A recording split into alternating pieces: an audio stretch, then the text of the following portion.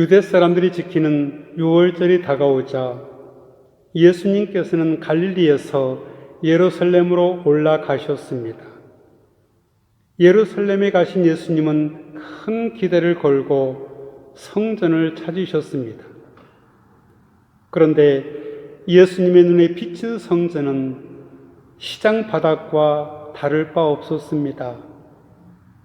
예수님이 성전들에서 소와 양과 비둘기를 파는 사람들과 또 환전상들이 탁자 앞에 앉아 돈을 바꿔주는 것을 보셨던 것입니다. 장사꾼들이 손님을 부르는 소리, 흥정하는 소리, 짐승들의 울부짖는 소리, 성전은 사람과 짐승들로 북새통을 이루고 있었습니다. 물론 그런 상황을 이해할 만합니다. 먼 곳에서 살다가 유월절을 맞아 순례길에 오른 사람들은 하나님께 드릴 제물로 짐승을 몰고 그 먼 길을 올 수는 없었습니다. 그 옛날 여행이란 위험을 무릅쓰는 모험이었습니다. 그래서 성전 관리자들은 먼 곳에서 오는 순례자들의 편의를 위해 희생 제사에 봉헌하기에 적합한 짐승을 팔고 있었습니다. 그리고 매년 내야 하는 성전세를 바치려면 성전 세겔로 바쳐야 했기 때문에 순례자들의 편의를 위해 환전상들의 상행위도 허용했습니다.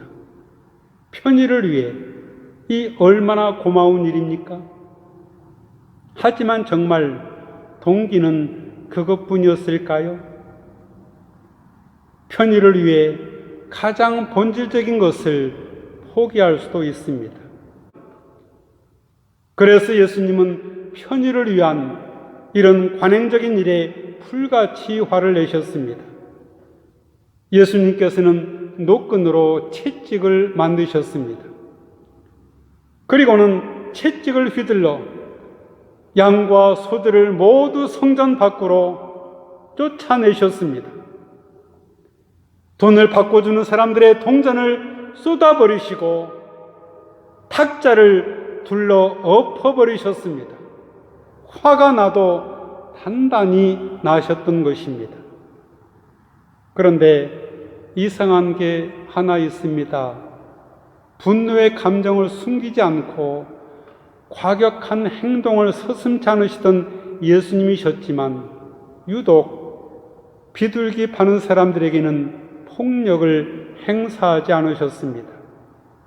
그리고 비둘기를 파는 사람들에게 말씀하셨습니다. 이것들을 여기에서 치워버리라. 예수님 마음을 조금은 헤아려 볼 수 있을 것 같습니다.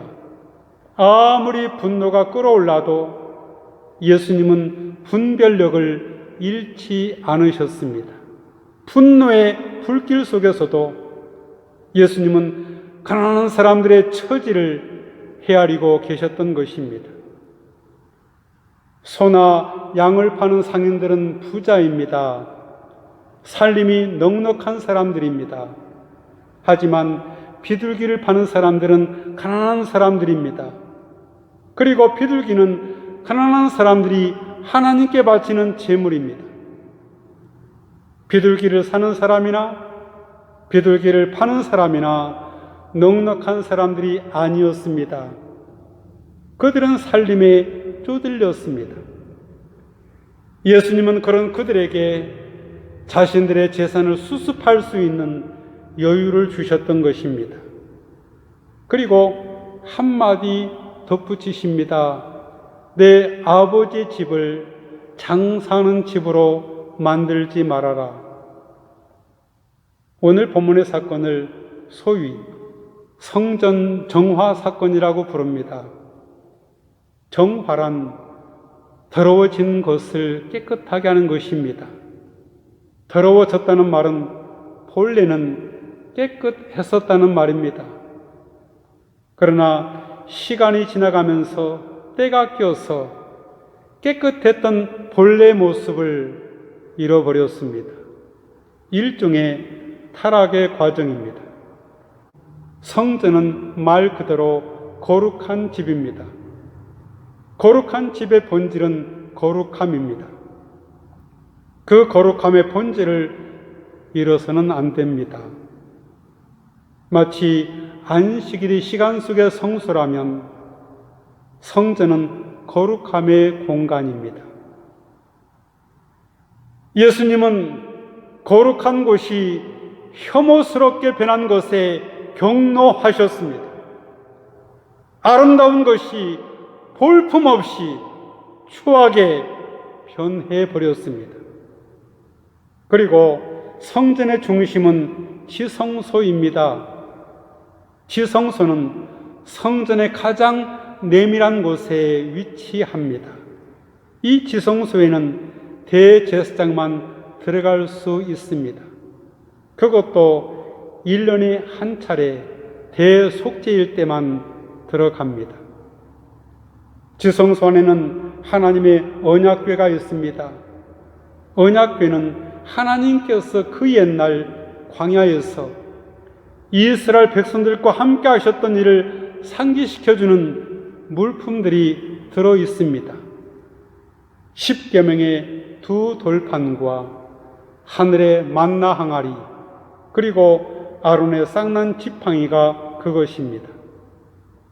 그러나 그것만으로 지성소가 거룩한 것은 아닙니다.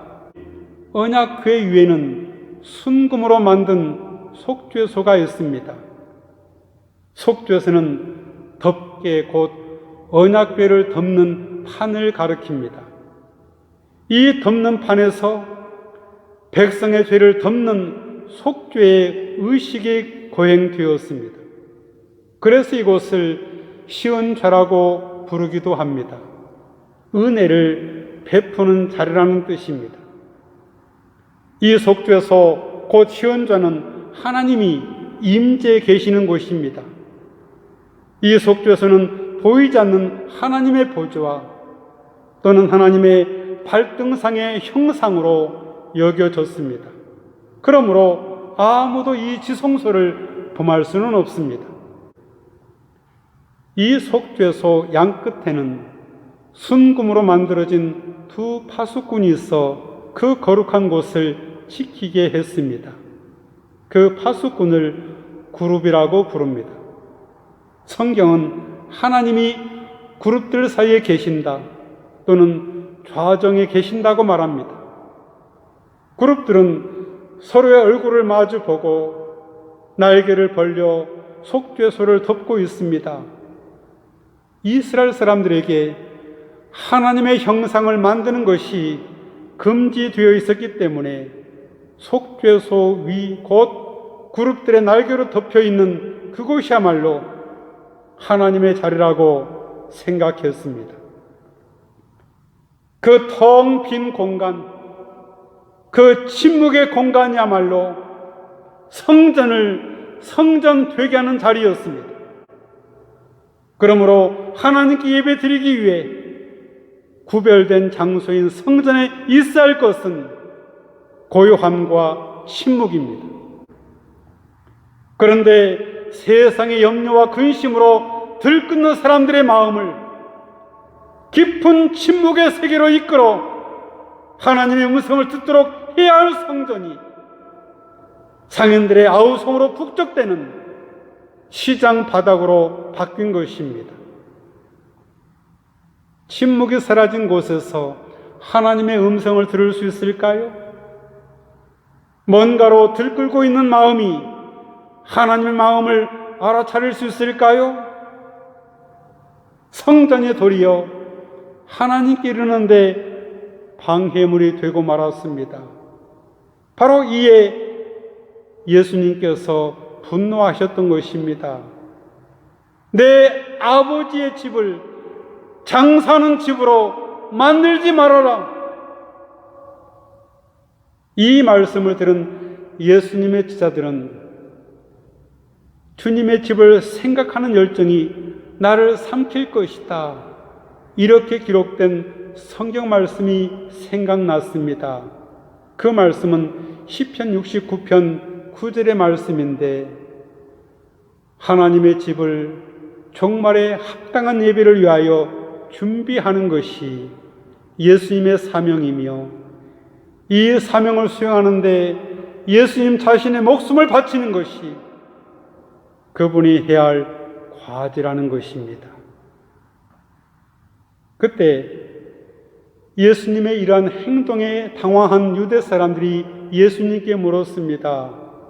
당신이 이런 일을 하다니, 당신이 이런 일을 할 수 있다는 것을 증명할 만한 무슨 표적을 우리에게 보여줄 수 있겠소? 여기서 표적이란 예수님의 신성을 보여주기 위한 상징으로서의 기적을 말합니다. 예수님께서 그들에게 대답하셨습니다. 이 성전을 허물라! 그러면 내가 3일 만에 다시 세우겠다. 그러자 유대 사람들이 말했습니다. 이 성전을 짓는데 46년이나 걸렸는데 당신이 그것을 3일 만에 다시 세우겠다는 말이요? 그러나 예수님께서 말씀하신 성전은 바로 자기 몸을 두고 하신 말씀이었습니다. 이 말씀은 사실 성전 체제의 종말을 알리는 상징적 말씀입니다. 그러나 성전 체제를 부정한다는 것은 스스로 위험 속으로 뛰어드는 것입니다. 그 길을 가면 고난당할 것을 뻔히 알면서도 예수님은 당당하게 그 길을 가십니다. 예수님은 왜 고난을 자초하신 것이었을까요? 그분의 알미 참되기 때문입니다. 제대로 알게 되면 그 길밖에 없는데 안 갈 수 없습니다. 죽어도 갈 수밖에 없습니다. 행동이 따르지 않는 알은 그 알미 참되지 않다는 증거입니다. 이게 바로 십자가의 길입니다. 주님은 비록 죽음이 기다린다 해도 그 길을 가실 수밖에 없었습니다. 그것이 참의 길이고 하나님께 이르는 길이었기 때문입니다. 그런데 유대인들은 그 예수님을 헐어버리고자 했습니다. 즉 죽이고자 했습니다. 그러나 몸을 지니신 예수님 자신은 그의 부활에 힘입어서, 그리고 성령의 능력 안에서 새로운 성전, 다시 말해서 종말론적으로 하나님을 만나는 장소가 되셔야만 했습니다. 새로운 성전을 이 땅 위에 마련하는 것이 예수님의 삶의 의미요 과제였습니다. 예수님의 말씀과 행동을 통해서 유대 성전이 새 성전인 예수님의 몸으로 대치되었던 것입니다. 요한 복음서는 예수님이 말씀하신 3일은 당신의 부활을 가리키는 말씀이라고 설명해 주고 있습니다. 그렇습니다. 예수님은 당신의 삶과 죽음과 부활을 통해 스스로 성전이 되셨습니다.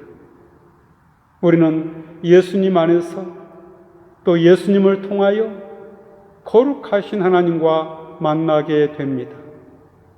예수님이야말로 우리가 하나님을 만나는 속죄소요 시운자이십니다. 지성소는 이제 사람의 손으로 지은 예루살렘 성전에 있는 것이 아니고 바로 예수님의 인격 안에 있고 그분의 삶 속에 있습니다. 제자들은 예수님께서 죽은 사람들 가운데서 살아나신 뒤에야 예수님이 말씀하신 것을 기억하고서 성경 말씀과 예수님께서 하신 말씀을 믿게 되었습니다. 같이 기도하겠습니다. 성전이 되신 주님, 저희가 주님께 간절히 구하는 오직 한 가지는 저희 평생에 늘 주님의 집에 살면서 주님의 아름다움을 보고 성전에서 주님을 뵙는 것입니다. 예수님의 이름으로 기도하옵나이다. 아멘.